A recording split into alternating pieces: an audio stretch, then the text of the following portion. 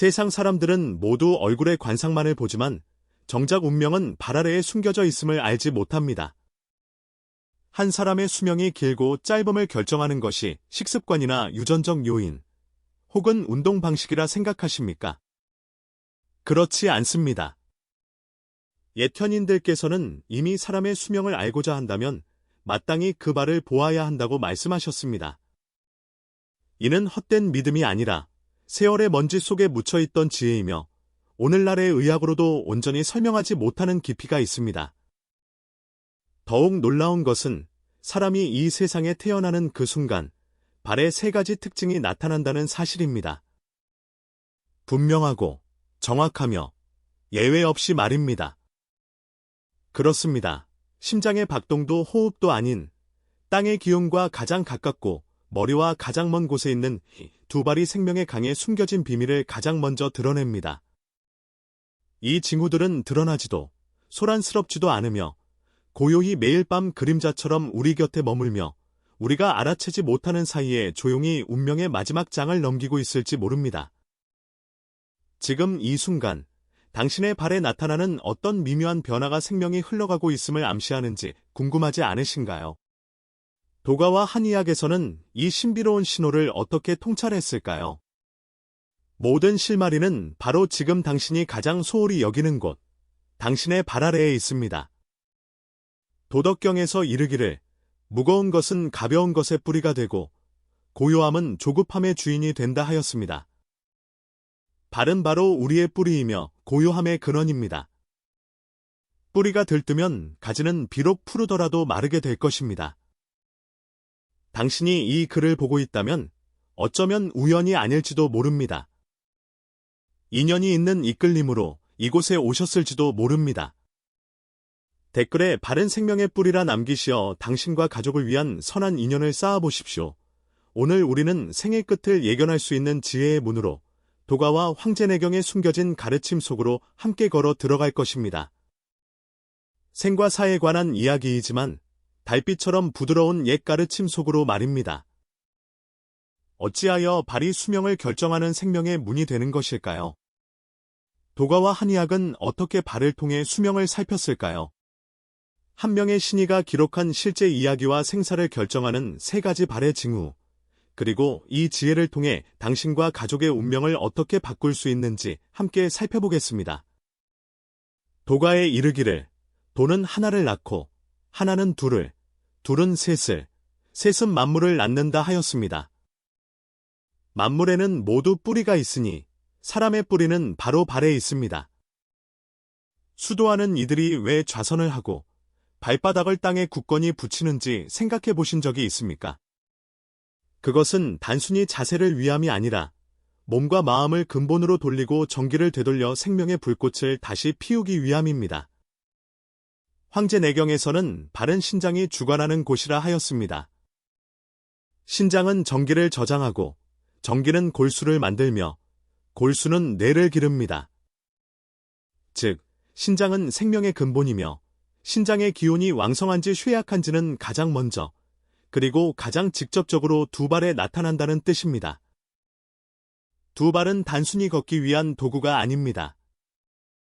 기와 혈이 순환하는 종착역이자 오장육부의 정기가 아래로 모이는 곳입니다. 영추경맥편에서는 12경맥과 365개의 작은 혈맥의 기혈은 위로는 얼굴에서 만나고 아래로는 발에서 끝난다고 하였습니다. 다시 말해, 당신의 얼굴빛은 꾸밀 수 있어도 당신의 발은 결코 거짓말을 하지 못합니다.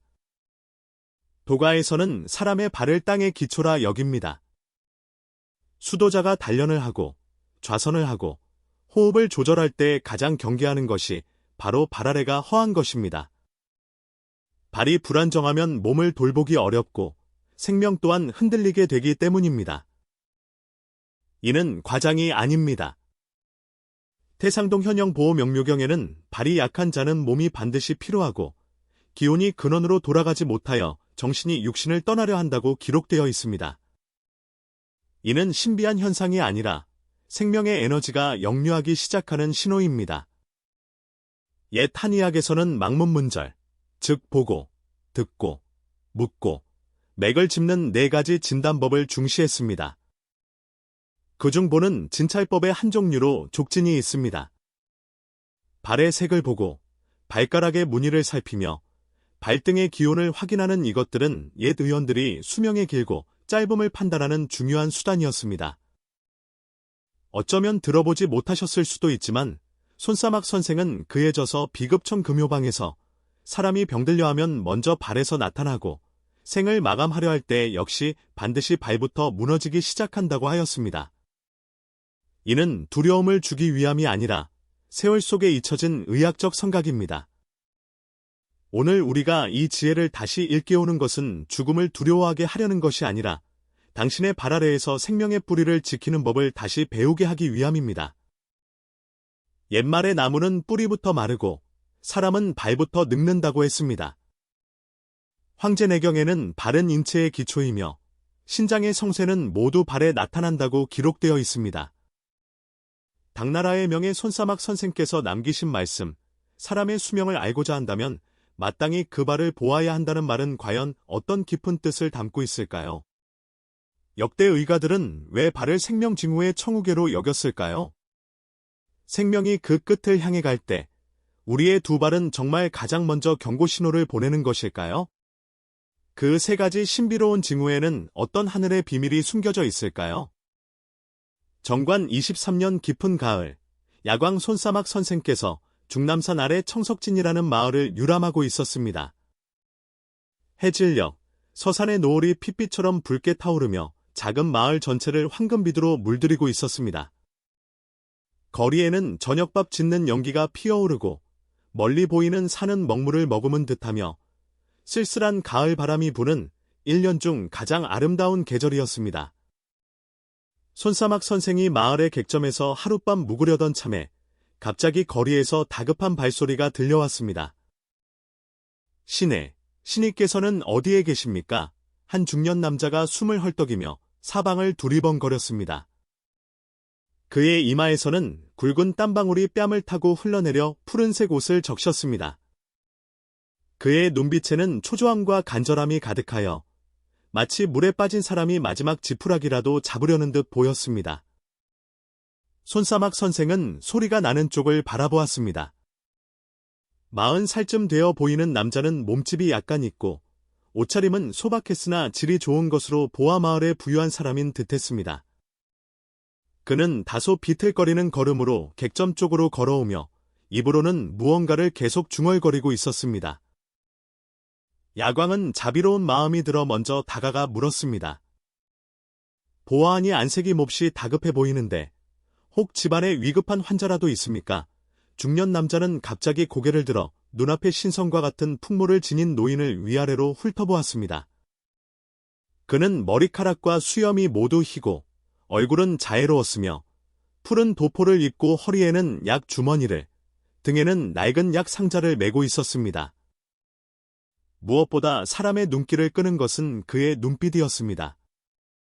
오래된 우물처럼 깊고 세속을 초월한 지혜의 빛을 품고 있어 보는 이로 하여금 경외심을 느끼게 했습니다. 어르신, 혹시 장안에서 오셨다는 그 신이가 아니십니까? 남자가 조심스럽게 물었고 그의 목소리에는 기대감으로 인한 떨림이 섞여 있었습니다. 손사막 선생은 담담하게 웃으며 손을 저었습니다. 나는 그저 사해를 떠도는 나그네로 의술을 조금 알 뿐 신이라 불릴 자격은 없소. 무슨 어려운 일이 있으신지요? 손사막이라는 세 글자를 듣자 중년 남자의 눈이 칠흑 같은 밤에 갑자기 등불을 본 듯 환하게 빛났습니다. 그는 감격하여 온몸을 떨며 깊이 허리를 숙였습니다. 정말로 야광님이셨군요. 소인은 이북이라 하며 이 마을에서 곡물 가게를 운영하고 있습니다. 야광님의 높은 명성은 익히 들어왔는데 오늘 이렇게 뵙게 되니 실로 하늘이 주신 큰 복입니다. 지나친 말씀이시오. 손사막 선생은 부드럽게 그를 일으켜 세우며 말했습니다. 무슨 일이든 편히 말씀해 보시오. 이북이는 눈가에 눈물을 닦으며 말했습니다. 실은 제 아버님께서 평소 몸이 아주 건강하셨습니다. 70세대 연세에도 하루에 10리길을 거뜬히 걸으시고 입맛도 좋으시며 잠도 잘 주무셨습니다. 그런데 보름 전부터 노인장께서 발이 좀 이상하다고 하십니다. 구체적으로 어디가 어떻게 불편한지는 잘 모르겠다고 하시면서요. 마을에서 가장 용하다는 의원님들을 몇 분 모셔왔지만 모두 아버님 몸에는 아무런 이상이 없고 맥도 정상이라고만 합니다. 하지만 아버님께서는 마음이 불안하다 하시며 꼭 당신을 뵙고 싶어 하셨습니다. 손사막 선생은 무언가 생각에 잠긴 듯 고개를 끄덕였습니다. 그렇다면 제가 함께 가보겠습니다. 감사합니다. 야광님. 정말 감사합니다. 이북이는 기쁨을 감추지 못하고 연신 감사의 인사를 올렸습니다. 이씨 댁은 청석진 동쪽에 자리 잡고 있었는데 꽤 넓은 대지의 문 앞에는 돌사자 한 쌍이 서 있고 문 위에는 덕선정가라는 현판이 걸려 있었습니다. 문을 들어서니 넓은 앞마당의 하늘을 찌를 듯한 회나무 두 그루가 무성한 가지를 뽐내며 서 있고 노란 잎사귀들이 가을바람에 사각거렸습니다. 마당에는 연목과 정자가 있어 운치를 더했습니다. 이북이는 손사막 선생을 이끌고 회랑을 지났습니다. 회랑을 지나 둥근 달 모양의 문을 통과하자 후원의 아담한 방에 도착했습니다. 방은 소박하면서도 품위 있게 꾸며져 있었고 서안 위에는 북과 먹, 종이와 벼루가 놓여 있었습니다. 벽에는 수비남산이라 쓰인 서의 작품이 걸려 있었고 은은한 단향이 풍겨와 고요하고 평안한 분위기를 자아냈습니다. 70살쯤 되어 보이는 한 노인이 태사의자에 단정히 앉아 손에 든 천금방을 자세히 읽고 있었습니다. 희끗희끗한 수염은 가슴까지 내려왔고 비록 나이는 들었지만 정신은 맑았으며 눈썹 사이에는 지혜와 자애가 깃들어 있었습니다. 이 노인의 이름은 이덕창으로 젊은 시절 장사로 부를 이루었으나 사람됨이 너그럽고 베풀기를 좋아하여 늘 가난한 이들을 도왔기에 마을에서 덕망이 높았습니다. 그는 발소리를 듣고 손에 든 책을 내려놓고 고개를 들었습니다. 손사막 선생을 보는 순간 그의 깊은 눈에 놀라움이 스치더니 이내 공경하는 빛을 띄었습니다. 아버님, 이분이 바로 아버님께서 그토록 뵙고 싶어 하셨던 야광 손사막 선생이십니다. 이북이가 흥분된 목소리로 소개했습니다. 이덕창은 즉시 의자에서 일어났습니다. 동작은 다소 느렸지만 여전히 공손하게 깊은 예를 올렸습니다. 야광님의 높은 명성을 익히 들어왔습니다. 저 늙은 이덕창이 오늘 야광님의 조난을 뵙게 되니 실로 삼생의 영광이며 이제 죽어도 여한이 없습니다. 손사막 선생은 서둘러 노인을 부축하며 말했습니다. 어르신, 과찬의 말씀이십니다. 어서 일어나십시오.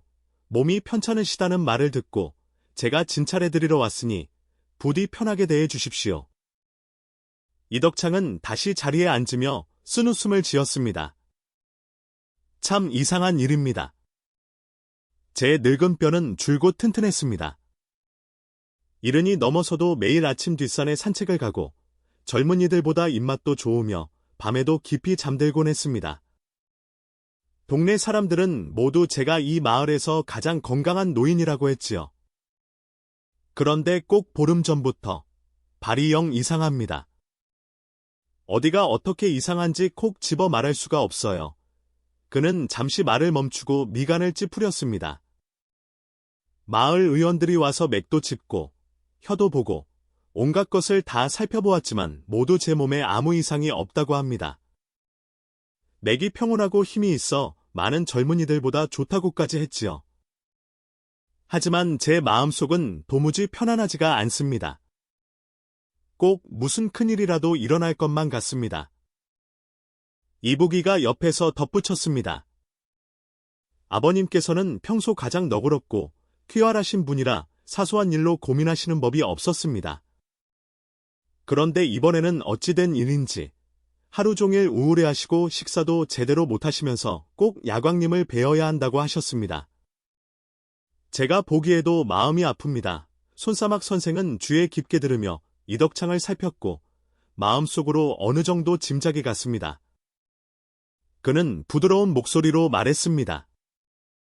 그렇다면 어르신께서는 마음을 편히 가지시고 제가 자세히 진찰해 보도록 하겠습니다. 이덕창은 고개를 끄덕이고 다시 태사의자에 몸을 바로 하고 앉았습니다. 손사막 선생은 그의 맞은편 작은 의자에 앉아 자세한 진찰을 시작했습니다. 그는 먼저 이덕창의 안색을 살폈습니다. 따뜻한 촛불 아래 노인의 얼굴은 여전히 혈색이 좋았고 두 눈에는 신기가 있어 병색이 없어 보였습니다. 정신 상태도 괜찮았고 말할 때 목소리에 힘이 있어 기가 약한 증상도 없었습니다. 어르신, 손을 내밀어 보시겠습니까? 손사막 선생이 조용히 말했습니다. 이덕창은 오른손을 내밀었습니다. 손바닥은 넓고 두툼하며 손금은 뚜렷하여 힘이 있어 보였습니다. 손사막 선생은 세 손가락을 가볍게 그의 맥박에 얹고 눈을 감은 채 진맥에 집중했습니다. 방 안은 순간 고요해졌고 창밖 가을 벌레 소리와 멀리서 들려오는 방아 소리만이 들릴 뿐이었습니다. 이북이는 옆에 서서 야광의 진맥을 방해할까봐 숨도 크게 쉬지 못했습니다. 그의 손바닥에서는 땀이 났고 심장은 북처럼 두근거리며 초조하게 결과를 기다렸습니다. 손사막 선생은 눈을 감고 손가락 끝으로 전해오는 맥의 움직임을 온전히 느꼈습니다. 이덕창의 맥박은 확실히 평온하고 힘찼으며 규칙적이고 위치도 적당했습니다. 맥으로만 보면 정말로 아무런 이상이 없었습니다. 하지만 의술의 대가로서 손사막 선생은 한 이야기 보고, 듣고, 묻고, 맥을 짚는 네 가지 진찰법을 종합해야 함을 깊이 알고 있었기에 단지 맥짚만으로는 충분하지 않다고 생각했습니다. 오른손 진맥을 마친 후 그는 이덕창의 왼손 맥을 짚었지만 결과는 마찬가지였습니다.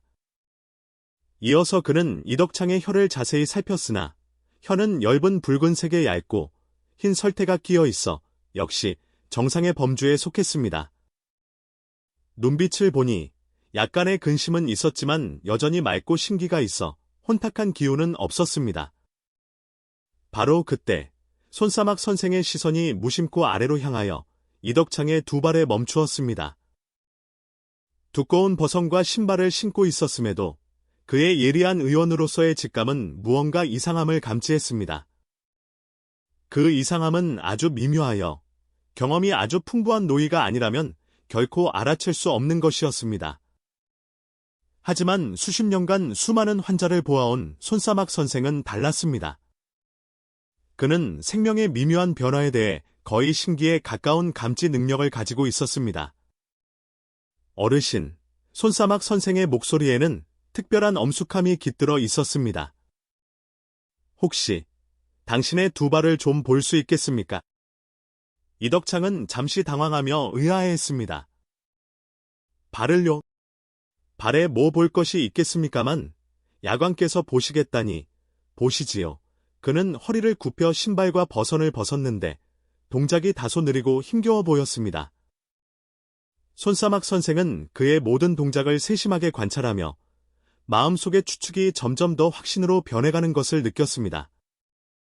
이덕창이 신을 벗을 때 의자 팔걸이를 붙잡아야 했는데 이는 이전에는 없던 모습이었습니다. 이덕창의 두 발이 촛불 아래 완전히 드러났을 때 손사막 선생의 표정은 순간 굳어졌습니다. 그는 눈앞에 두 발을 발가락부터 발뒤꿈치까지, 발등에서 발바닥까지 어느 한 부분도 놓치지 않고 꼼꼼히 살폈습니다. 겉보기에는 평범한 노인의 발이었습니다. 피부는 다소 거칠고 노인성 반점도 있었지만 전반적으로는 건강해 보였습니다. 그러나 손사막 선생의 지혜로운 눈에는 보통 사람이 볼 수 없는 미세한 변화들이 보였습니다. 이북이는 야광의 표정이 그토록 심각한 것을 보고 마음이 불안해졌습니다. 야광님, 아버님의 발에 무슨 문제라도 있습니까? 손사막 선생은 즉시 대답하지 않고 이덕창의 발등과 발목을 가볍게 만져보고 발가락의 색과 모양을 다시 자세히 살폈습니다. 그의 손길은 매우 부드러웠지만 매번 만질 때마다 깊은 집중력이 담겨 있었습니다. 한참 후 그는 몸을 일으켰고 그의 얼굴에는 복잡한 표정이 떠올랐습니다. 어르신, 최근에 두 다리가 좀 무겁게 느껴지시지는 않으셨습니까? 손사막 선생이 물었습니다. 이덕창은 잠시 생각하더니 고개를 끄덕였습니다. 그렇게 말씀하시니 확실히 그런 것 같습니다. 예전에는 걷는 것이 아주 가뿐했는데 요즘은 다리가 예전 같지 않게 무겁고 마치 무언가를 끌고 다니는 것 같습니다. 밤에 다리나 발이 차가워지는 느낌은 없으셨습니까? 있습니다. 있습니다. 며칠 전 밤에도 아내에게 어째서 이 발이 항상 얼음장 같은지 모르겠다고 말했습니다. 두꺼운 이불을 덮어도 따뜻해지지가 않더군요. 아내는 그저 날씨가 쌀쌀해져서 그런 것이라 했습니다. 걸을 때 발바닥이 저리거나 감각이 무뎌지는 느낌은 없으셨습니까? 확실히 있습니다. 마치 솜 위를 걷는 것처럼 푹신푹신하고 예전처럼 땅을 딛는 단단한 느낌이 없습니다. 손사막 선생은 발의 감각에 대해 몇 가지 더 질문했고 이덕창은 하나하나 대답했습니다. 그의 대답 하나하나가 야광의 미간을 더욱 찌푸리게 했습니다. 이 증상들은 사소해 보이지만 경험 많은 노이의 눈에는 깊은 정보를 드러내고 있었습니다. 방 안의 분위기는 점점 무거워졌고 창밖의 벌레 소리마저 낮게 들리는 듯했습니다.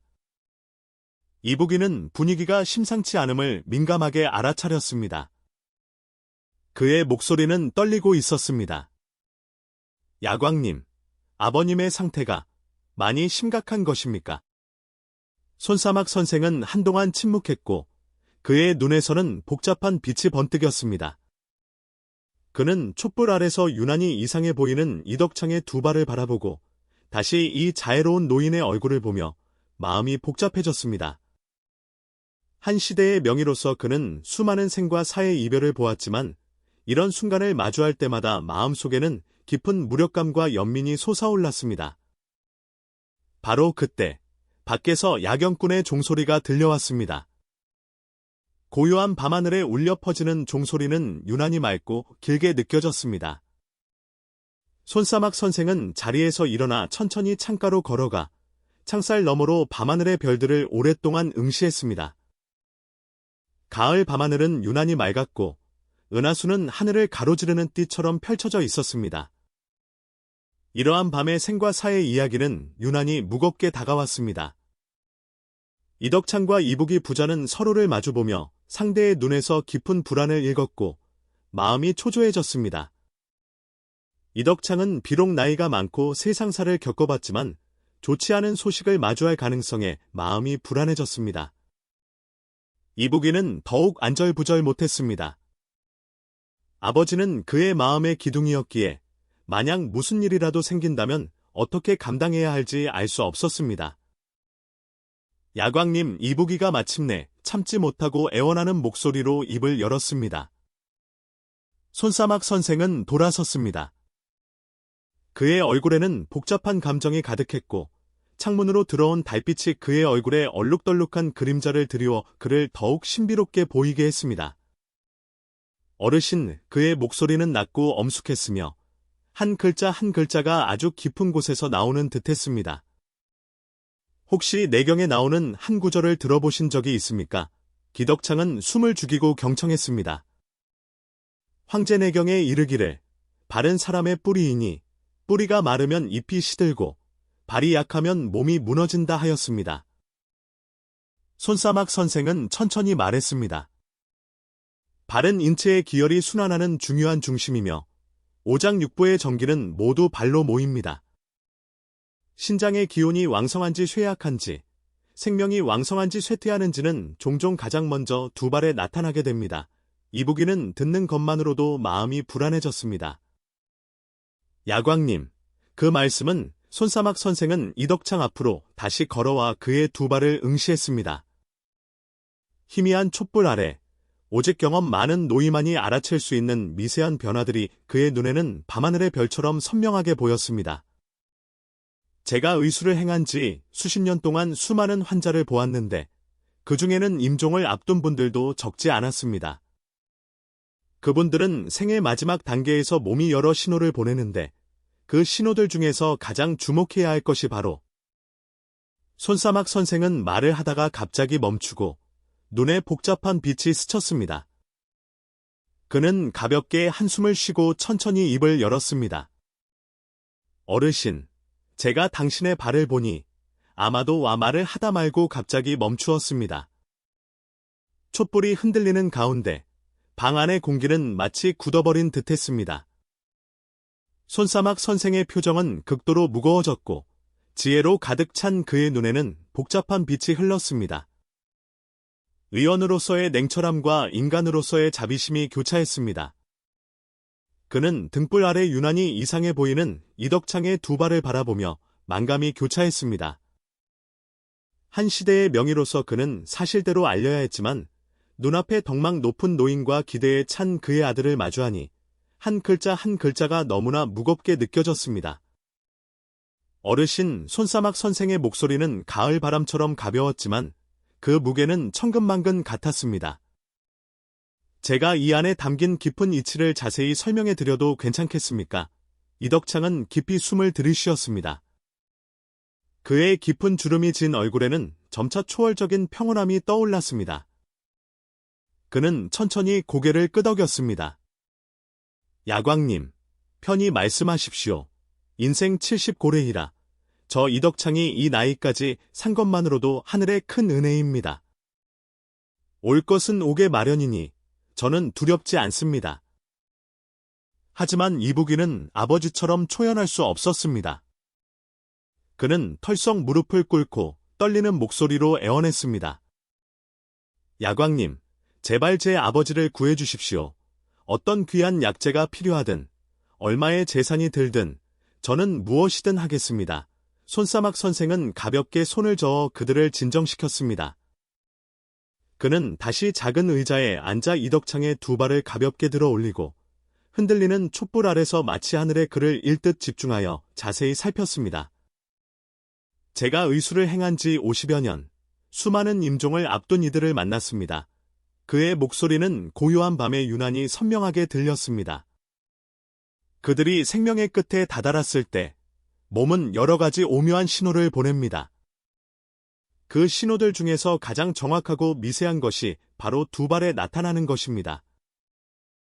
그는 이덕창의 발등을 가볍게 쓰다듬으며 목소리가 더욱 장엄해졌습니다. 황제내경에 이르기를 신장은 뼈를 주관하고 그 정화는 머리카락에 나타나며 그 기호는 북에 미치고 귀와 이음으로 통한다 하였습니다. 신체에서는 뼈를 주관하며 골수를 생성하니 신장은 선천의 근본이며 전기를 저장하는 곳입니다. 그리고 발은 바로 신장의 기운이 모이고 전기가 아래로 흐르는 곳입니다. 생명의 불꽃이 꺼져가려 할 때 가장 먼저 이상 징후가 나타나는 곳이 바로 우리 일생의 걸음을 지탱해온 이 두 발입니다. 이북이는 야광의 한마디 한마디를 놓칠까봐 숨을 죽이고 귀를 기울였습니다.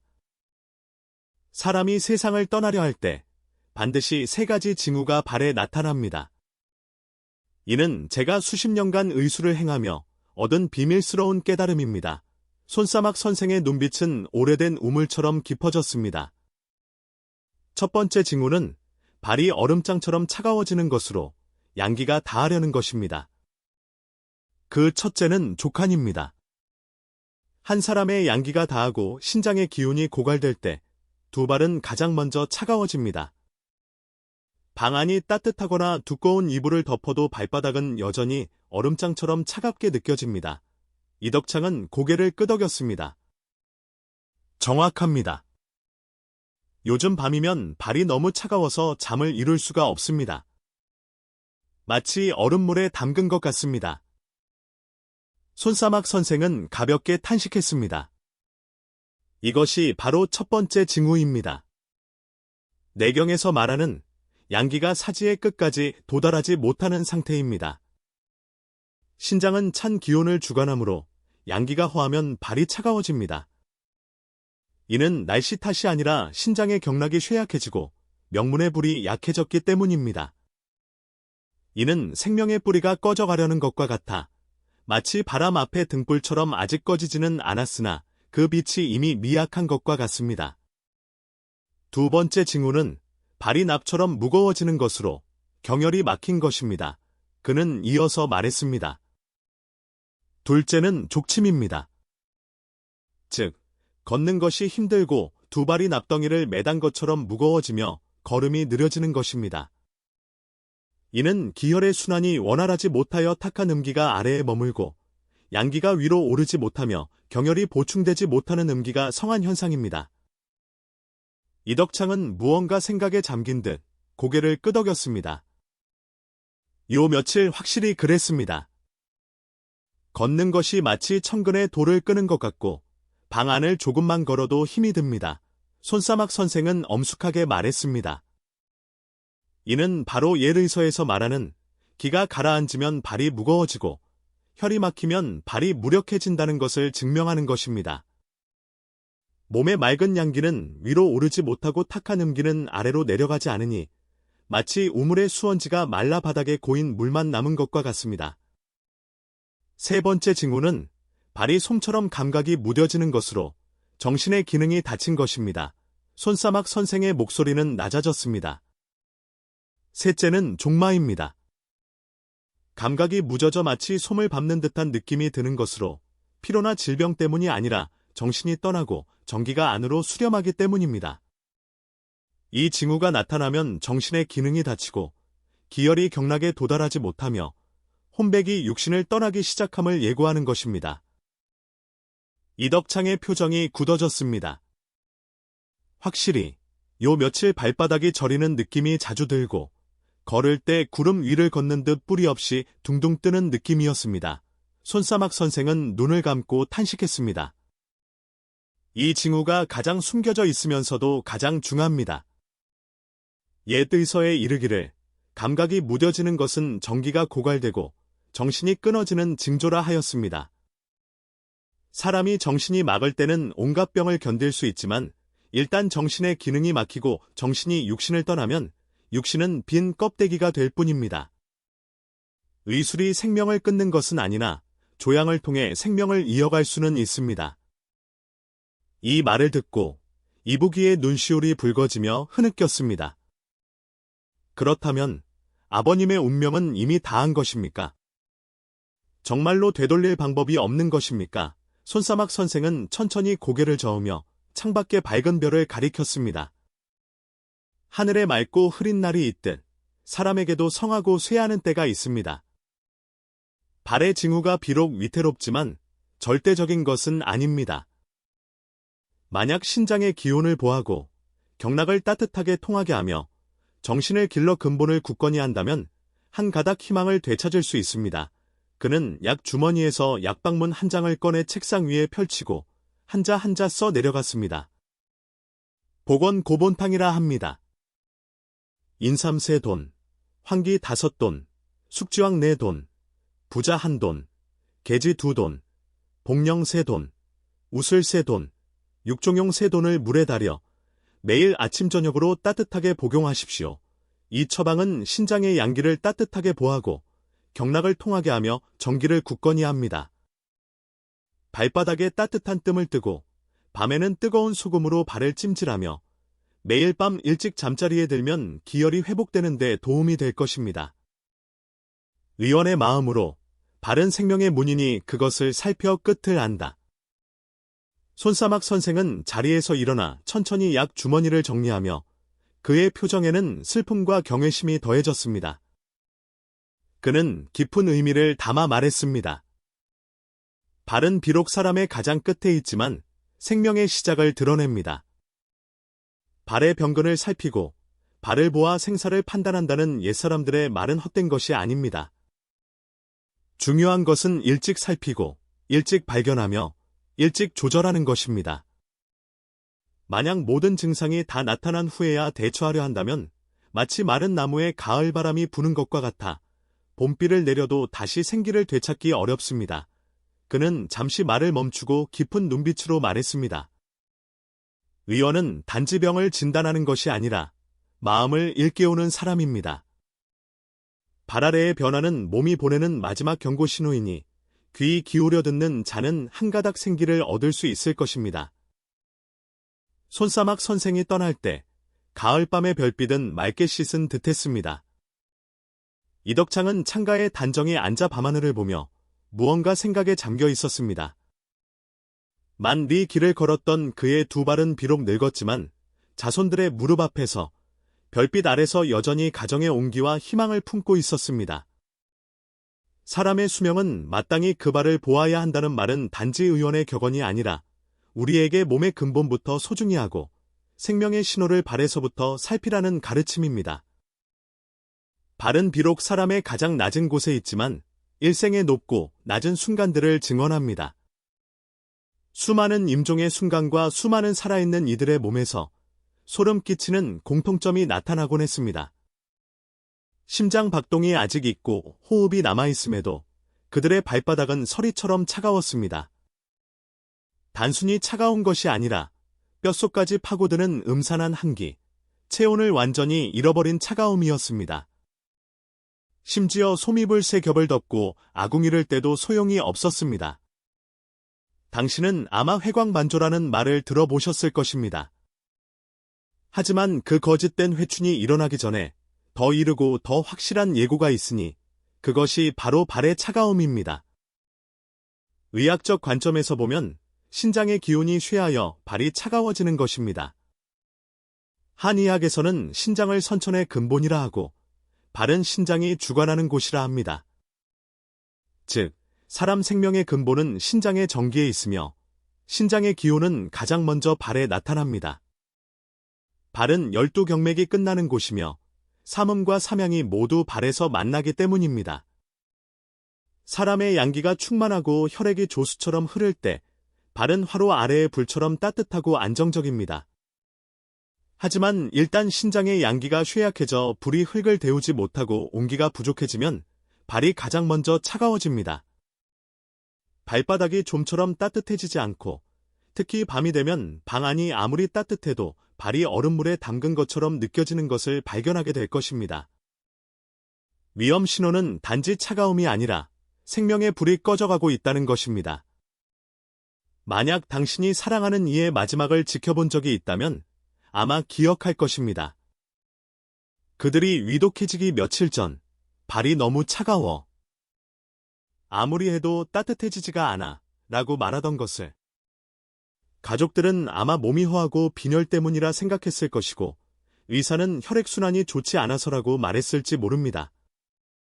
하지만 옛 한의원의 눈에는 그것이 어떤 흉조보다 더 위험한 신호였습니다.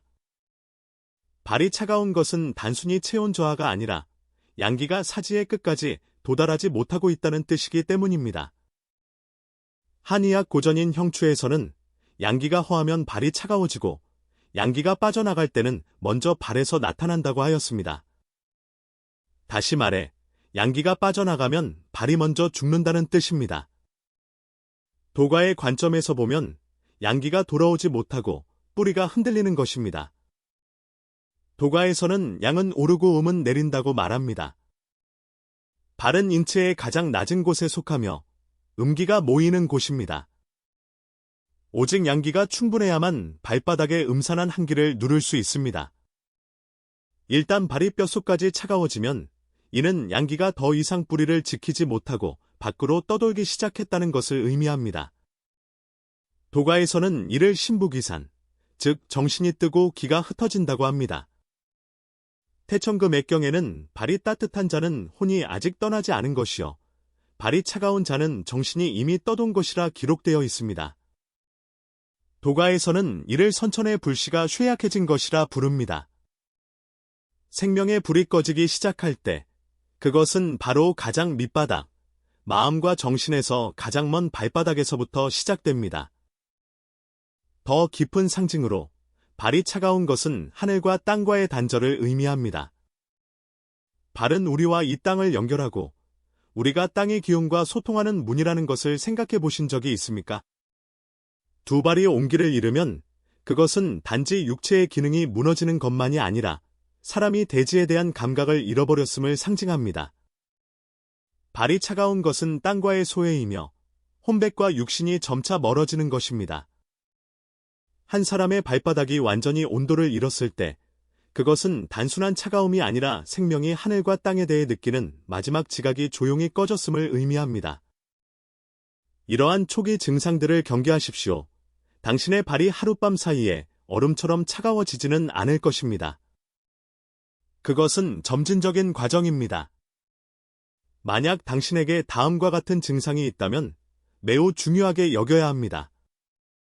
밤에 잘 때 발이 차가워서 깨는 경우, 손발이 차갑지만 발이 더 심한 경우, 뜨거운 물에 발을 담가도 온기를 유지하기 어려운 경우, 발바닥이 텅 빈 느낌이 들고 땅을 딛는 감각이 없는 경우, 낮에는 괜찮다가 밤에 한기가 심해지는 경우. 이것들은 단순한 수족냉증이 아니라 기온이 발끝까지 도달하지 못하는 시작입니다. 도가의 한 구절을 깊이 새겨보십시오. 발이 차가운 자는 멀지 않다. 이는 옛 도사들이 남긴 냉엄한 말입니다. 발이 뼛속까지 차가워지면 생명이 얼마 남지 않았다는 뜻입니다. 이 말은 너무나 무서운 말이기에 많은 문파에서 함부로 전하지 않았습니다. 하지만 오늘 우리는 이를 정면으로 바라보아야 합니다. 놀라게 하려는 것이 아니라 미리 깨닫고 미리 운명을 조절하기 위함입니다. 어떤 이들은 임종 전에 요 며칠 걷는 것이 너무 무거워. 마치 천근에 돌을 끄는 것 같아 라는 평범해 보이는 말을 하곤 합니다. 다리가 아픈 것도 저린 것도 아닌 마치 무거운 것에 짓눌린 듯한 묵직함입니다. 마치 온몸이 땅속으로 끌려 들어가는 듯한 느낌입니다. 한의학에서는 이를 족침이라 하고 도가에서는 기가 오르지 못하고 몸이 먼저 가라앉는다고 합니다. 그리고 옛 의원들 사이에서는 결코 외부에 말하지 않는 구결이 있습니다. 발이 무거운 자는 사문이 무거워지고 칠백이 흩어진다. 한의학적 관점에서 보면 기혈이 막히고 음기가 양기를 이기는 것입니다. 족침은 기의 흐름이 심각하게 막힌 표현입니다. 한의학에서는 기는 혈의 장수여, 혈은 기의 어머니라 합니다. 기가 흐르면 혈도 흐르고, 혈이 막히면 기도 막힙니다. 몸의 순환에 문제가 생기면, 특히 하초가 막히면 혈액이 하반신에 고이고, 양기가 위로 올라 심신에 도달하지 못합니다.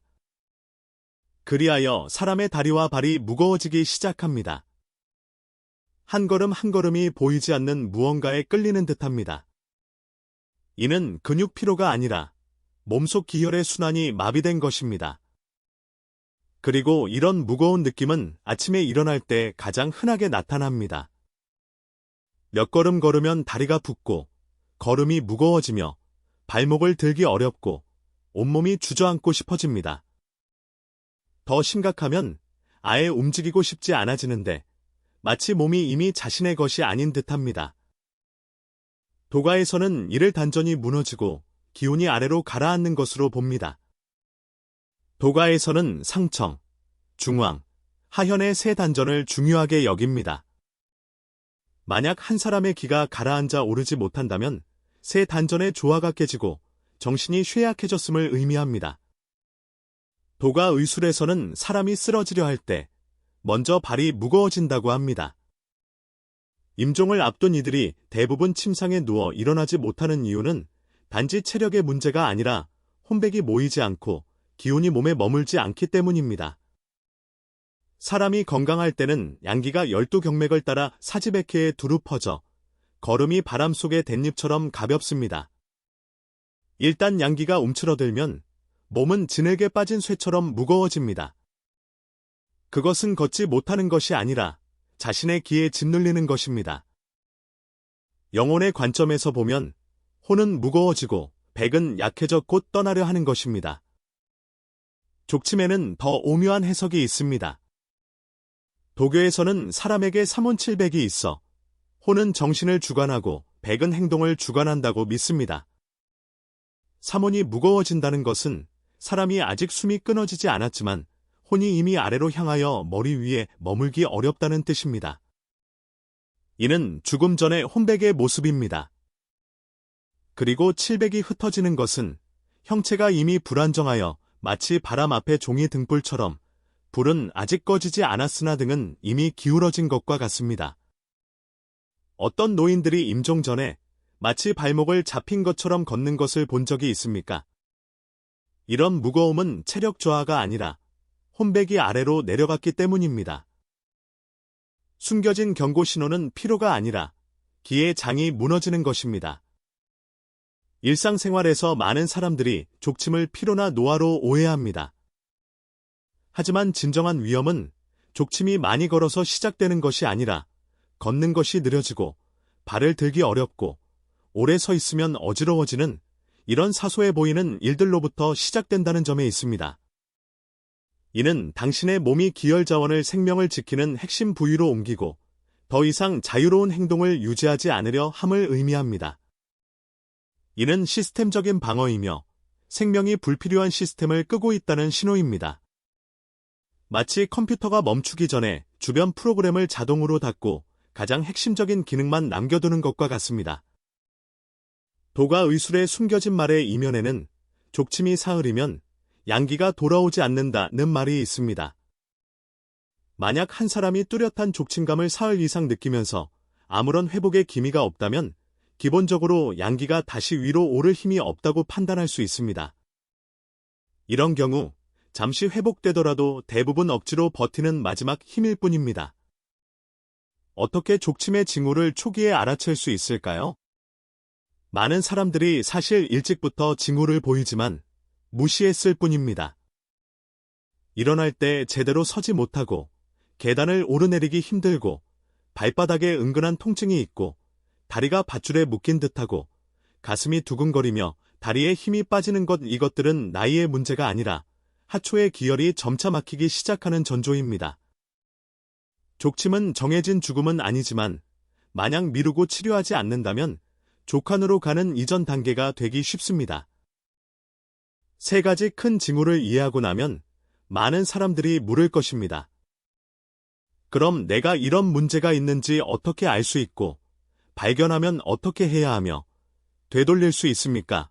대답은 알아챌 수 있고 조절할 수도 있다는 것입니다. 하지만 전제는 당신이 기꺼이 고개를 숙여 발을 보아야 한다는 것입니다. 첫 번째 단계는 매일 5분간 발을 관찰하는 것입니다. 도가에서는 내면을 살피는 기술은 발 아래에서 시작된다고 말합니다. 당신이 도사가 될 필요도 없고 한의학에 정통할 필요도 없습니다. 당신은 단지 매일 다음 5가지를 통해 자신의 두 발을 관찰하기만 하면 됩니다. 조용히 앉거나 목욕하기 전에 마음으로 느끼고 판단하지 마십시오. 첫째, 발이 차가워서 따뜻해지지 않는가? 방이 따뜻하고 양말을 신고 이불을 덮어도 뼛속까지 차가운가? 이는 양기가 발끝까지 도달하지 못함을 의미합니다. 둘째, 걸음이 무거운가? 걷는 것이 마치 끌려가는 듯하고 일어서기 어려우며 발바닥이 땅에 안정적으로 닿지 않는가? 이는 기혈이 아래로 가라앉기 시작하고 정신을 일으키기 어려움을 의미합니다.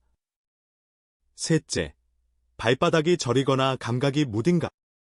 땅을 밟는 것이 솜을 밟는 것 같고 걷는 것이 둥둥 뜨는 것 같으며 발가락이 옹기나 촉감을 잃었는가? 이는 정신의 기능이 점차 다치고 지각이 굳어감을 의미합니다. 넷째, 밤에 증상이 심해지는가? 낮에는 괜찮다가 밤에 불편함이 뚜렷해지는가? 이는 양기가 음기에 들어가 음기가 성하여 제어하기 어려움을 의미합니다. 다섯째, 족욕이 효과가 없는가? 족욕을 한 후에도 여전히 차갑거나 저리며 뜨거운 물로도 발의 불편함이 완화되지 않는가? 이는 표면적인 치료로는 효과가 없으며 근본을 조절해야 함을 나타냅니다. 두 번째 단계는 일상적인 3가지 조절법입니다. 도가와 한의학 모두 병이 든 후에야 치료하는 것을 권장하지 않고 병이 들기 전에 예방하고 병이 있을 때는 완화하는 것을 주장합니다. 다음 3가지 방법은 옛 처방과 양생경에서 유래한 것으로 일상적인 조양법으로 사용할 수 있습니다. 첫 번째 방법은 용천혈의 뜸을 뜨는 것입니다. 신장의 양기를 따뜻하게 보충합니다. 위치는 발바닥 중심의 오목한 곳, 즉 용천혈입니다. 매일 저녁 15분간 뜸을 뜹니다. 효과는 신장을 보하고 양기를 강하게 하며 잠을 돕고 양생에 좋습니다. 두 번째 방법은 발바닥에 뜨거운 소금 주머니를 대는 것입니다. 굵은 소금 500g을 뜨겁게 볶아 천 주머니에 담습니다. 발바닥과 발등에 20분간 댑니다. 효과는 한기를 몰아내고 경락을 통하게 하며 혈액순환을 활성화합니다. 세 번째 방법은 보어행기법입니다. 조용히 서서 숨을 들이쉬며 기운이 머리에서 발끝까지 갔다가 다시 신장으로 돌아오는 것을 상상합니다. 매일 아침 일어난 후나 밤에 잠들기 전에 합니다. 효과는 내면을 관찰하며 기를 조절하고 발의 정신적 연결을 깨우며 신체 자각 능력을 높입니다. 흔한 오해에 대한 주의사항입니다. 많은 사람들이 이런 오해에 빠집니다. 나이가 들면 발이 차가운 것은 정상이다. 아닙니다. 모든 노인의 발이 차가운 것은 아니며 발이 차가운 것은 기가 허한 신호이지 숙명이 아닙니다. 발이 무거운 것은 살이 쪄서 혹은 피곤해서 그런 것이니 중요하지 아닙니다. 발이 무거운 것은 종종 기가 아래로 가라앉거나 음탁이 아래로 고인 표현이며 경계해야 할 신호입니다. 가끔 저리는 것은 괜찮다. 아닙니다. 지속적이고 이유 없는 발저림, 특히 밤에 뚜렷한 것은 신경이 막히기 전의 전조입니다. 마지막으로 당신의 발과 대화하는 법을 배우십시오. 당신의 발은 당신 몸의 가장 정직한 친구입니다. 말은 하지 않지만 신호를 보냅니다. 진정으로 생명을 돌볼 줄 아는 사람은 무엇을 먹고 얼마나 자는지에만 신경 쓰는 것이 아니라 기가 어디에 있고 혼이 어디에 있으며 뿌리가 여전히 굳건한지를 압니다. 이 세상에 살면서 늙는 것도 병드는 것도 두렵지 않습니다. 두려운 것은 분명히 예고가 있었음에도 자신의 발을 한번 돌아보려 하지 않는 것입니다. 세상 사람들은 수행을 하며 대부분 위를 봅니다. 하늘의 현상을 보고 기온을 살피며 별에 절합니다. 하지만 당신의 수명이 길고 짧음을 결정하는 것은 종종 저 가장 땅에 가까운 두 발이라는 것을 잊습니다. 옛 현인들은 당신을 속이지 않았습니다. 사람의 수명은 마땅히 그 발을 보아야 합니다. 이는 헛된 믿음이 아니라 역대 의원들과 도인들이 생과 사의 진실에 대해 내린 결론입니다.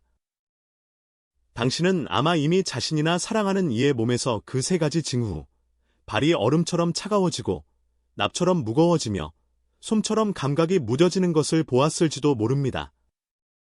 그것들은 조용하고 부드러우며 눈에 띄지 않지만 어쩌면 당신과 죽음 사이의 마지막 대화일지도 모릅니다.